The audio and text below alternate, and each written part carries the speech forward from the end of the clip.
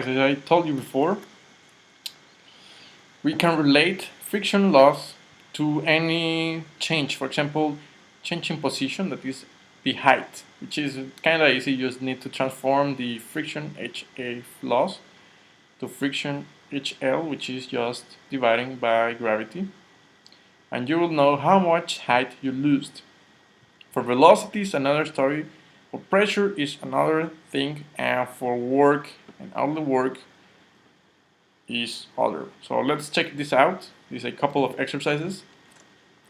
So we have our master equation, and they tell you how much do you need to for this 10 joules per kilogram. So we have this. If we are talking about only position, cancel everything that is not position. So we get this, which is height. I'm using, instead of C, I'm using H. So this is the same as C. So I pass this to the left right here, and HF will be equal to this. Same common, then here it goes. Gravity goes out, and since I know gravity is 9.8 and I know the friction loss is 10, well, doing this operation I will have, it will be actually the height, or delta C, sorry. This will be the delta C of height. So if you lose 10 joules per kilogram, you are actually losing in this system 1.1 meters. Let's do the same for velocity. Ignore everything that is not velocity, and you get this. Velocity to the square plus the friction, which is right here. Let me send this one to the left, which will be here. Multiply by 2, we get the square heads. And because, well, they tell you assume velocity on B is 0, so this go away, and you will have this. Solve for VA and you get the value of 4.47 meters per second. So in order to recover that, you will either need to increase the velocity in this inlet right here. Let's do the same for pressure. So let's cancel gravity, everything that has nothing to do with pressure. So you got this.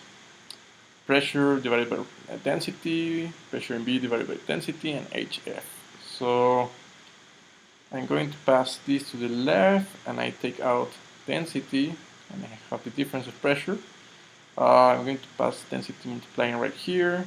The change in density, on pressure, sorry, is this. I got this friction factor loss, which is 10 joules per kilogram. I multiply it by 1000. And I got my change in pressure. My pressure drop will be 10,000 pascals. So in order to, let's say, recover, I will need to pressurize point A at least with a delta P of 10,000, which should be added to the actual value of A. So this plus the old value of A. This one is actually a very interesting question. What will be the pump requirement to recover that friction loss? And that is very common. For example, if we will have a system which same pressure in A and B, it's flat, so we have no height, and it's in the same diameter, and we have no pipe, so literally it's only this pipe right here, and you want to send it very long away. The only factor right here affecting is the friction loss. So you need to use this pump to overcome that friction loss, which will be here. Can you assume 72% of the efficiency? I got it right here. The work of pump, we're going to find out. HF, as we've been working with, is 10 joules per kilogram. Divide this here, and I got 13.88 joules per kilograms. Need to be my pump. So we have a volumetric flow rate of 1 cubic meter per second. Let's change that to, actually let's suppose we have 1 kilogram per second. Ignore this value. Oops. So you need to multiply WP times the volumetric flow times density. This will give you the total power required. Anyways, and this is a very important concept question. Actually, I'm probably sure this will come in the quiz. The turbine requirement needed to recover that. Okay, so cancel everything that is not the turbine and the friction. We got this. Actually, it's kind of impossible. The work of turbine must be equal to minus HF. So this is very important. We cannot have negative values. So by definition, turbine takes out energy.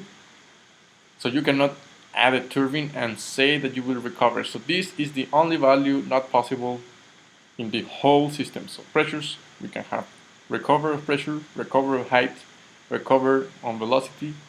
We can set a pump to overtake the pressure loss, the friction loss, the energy loss due to friction, sorry.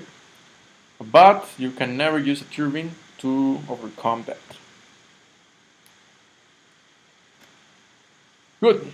So one last thing I want to show you before you actually study the friction factor in block number 3 is that friction is a function of velocity.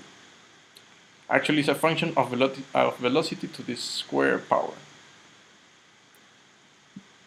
In this first example, we're going to have HF as a value. So they will tell you the friction loss are this number. Many times you could also get a function versus velocity, but actually it's better to do the calculation of the friction loss on each term. But once again, we're going to see that on a applied fluid dynamics block number 3. So if you want to check out how to calculate the friction loss due to or the energy loss due to friction, go and check this out.